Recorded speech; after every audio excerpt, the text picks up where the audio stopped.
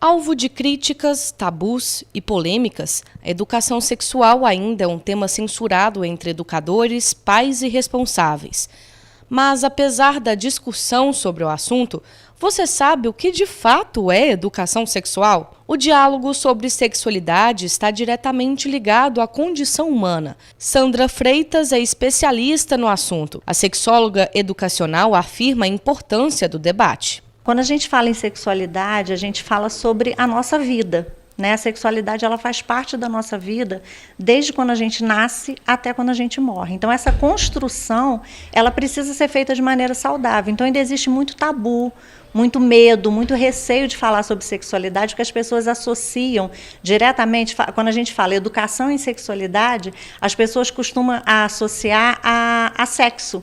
A educação sexual especificamente não é nada disso. A educação em sexualidade faz parte de quem nós somos, né? Nós temos essa energia de vida que vai nos acompanhar desde quando a gente nasce até quando a gente morre. Além da instrução biológica, o ensino sobre a sexualidade pode mudar a trajetória de crianças e adolescentes. De acordo com Sandra, é através do diálogo que os pequenos podem se expressar em situações de violação. Porque a criança vai buscar esse ensinamento, né? Se ela não tem esse ensinamento dentro de casa, ela vai buscar em outro lugar, né? Eu costumo dizer que a educação em sexualidade, ela acontece 24 horas por dia. Os pais educando ou não. Então, se os pais não educam da maneira correta, a criança ou adolescente vai buscar em outro lugar da maneira errada. Se a criança não tem essa liberdade de conversar sobre sexualidade dentro de casa, quando acontecer alguma coisa, quando ela for importunada, quando ela for violentada, quando ela for abusada, ela também vai ter medo de contar o que aconteceu. De acordo com uma pesquisa do Datafolha de 2022, apenas 40% dos jovens conversam com os pais sobre sexualidade.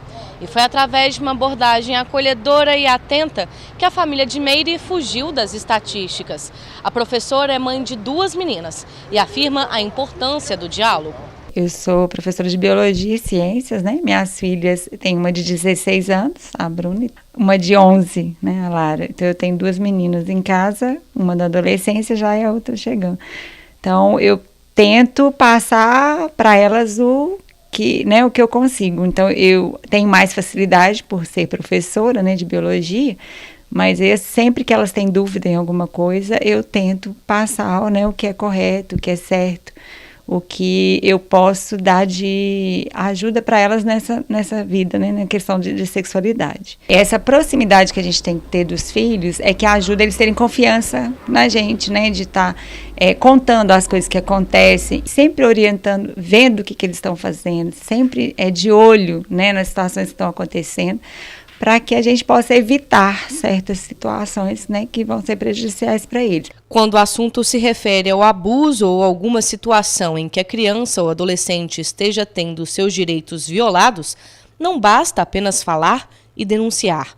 O combate começa dentro de casa ao dar credibilidade para o que as vítimas falam. A gente tem o costume de achar que a criança é um ser humano inferior, né? E a gente descredibiliza, né? Não dá crédito adequado ao sentimento da criança, à reação da criança. Então, a criança precisa ser ouvida. Primeira coisa, ela precisa ser ouvida e ser acolhida. Se ela contou que tem alguma coisa errada acontecendo, a primeira coisa é acolher aquela criança e observar esse comportamento, né, desse adulto em relação a essa criança. Quando suspeitar, comprovar de que realmente tem alguma coisa errada, denunciar mas principalmente acolher essa criança. A fala da criança, a denúncia da criança, o relato da criança, ele precisa ser credibilizado, né? Então, assim, às vezes a gente olha assim, inventou, é só uma história, mas não, a criança está pedindo socorro. A criança está pedindo ajuda para uma situação que ela não consegue lidar, porque ela não sabe lidar com isso. Então, quando ela busca ajuda, ou do pai, ou da mãe, ou de um professor, né, ou de um outro parente, uma avó, uma tia, alguém em que ela sinta confiança, a primeira coisa que esse adulto precisa fazer é abraçar e acolher essa criança e acreditar aquilo que ela está falando. E, a partir daí, investigar e seguir o caminho, né, da denúncia, que é o mais importante também.